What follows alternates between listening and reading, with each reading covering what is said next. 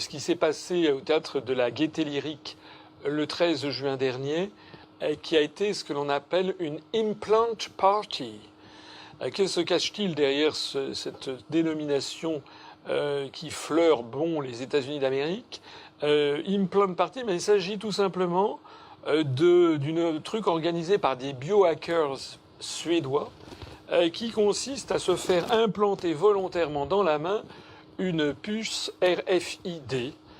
Paraît-il que c'est formidable, c'est le dernier cri, ça permet ensuite de passer les portiques en payant, en étant débité de son compte, etc.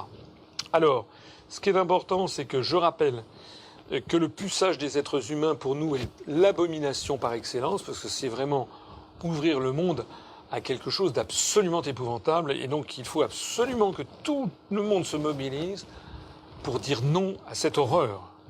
Parce que c'est en ce moment, c'est à notre génération que les choses se passent. Si nous acceptons collectivement qu'on commence à se livrer au puçage des êtres humains, je dirais l'humanité est cuite. Nous risquons d'entrer dans un enfer à côté duquel 1984 de George Orwell apparaîtra comme une espèce de paradis.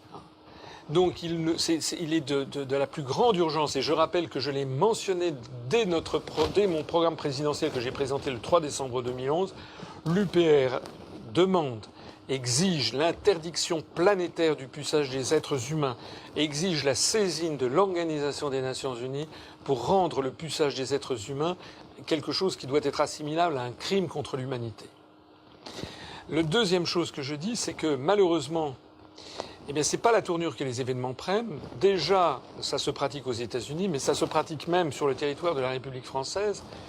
Et je voudrais attirer l'attention des gens qui m'écoutent sur le caractère extraordinairement pernicieux de la façon dont cette affaire est en train d'arriver. Si un dictateur disait « j'ai décidé de pucer toute la population », bien entendu, ça susciterait une levée de boucliers. Les dictateurs de notre époque sont infiniment sournois. Maintenant, on n'impose pas, on suscite le désir pour se faire implanter des puces RFID. C'est horrible. C'est horrible quand on y réfléchit. Et comment ils font? On voit qu'il s'agit d'une partie, un truc sympa entre jeunes. On crée une mode autour de ça. Et d'ailleurs, on s'inspire de 20 ans, des 15 ou 20 dernières années. On commence d'ailleurs peut-être, telle la chouette de Minerve qui prend son vol à la tombée de la nuit, on commence peut-être à réaliser qui et d'où vient le lancement de la mode du piercing, qui a été lancé depuis à peu près une trentaine d'années.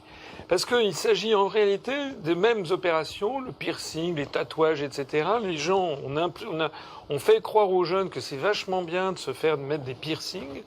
Et puis d'un seul coup maintenant, c'est les mêmes qui nous expliquent, oui, c'est dans les mêmes conditions de prophylaxie que les piercings, que d'ailleurs on peut faire, qu'on va vous implanter des puces RFID. On a des jeunes qui disent c'est génial, maintenant je vais plus avoir besoin de payer quand je sortirai d'un magasin, je serai débité directement de mon compte en banque grâce à ça. Voilà. Encore une fois, alors je suis pas là pour condamner le piercing, je m'en fiche pas mal, je dis simplement et qu'il faut faire attention à ces modes qui sont lancés et qui parfois voient à 2 ou 3 coups plus tard. En tout cas, j'insiste encore une fois, il est de la plus grande urgence de se rebeller contre cette affaire et de refuser mordicus tout ce qui, de près ou de loin, s'apparente à un puçage électronique.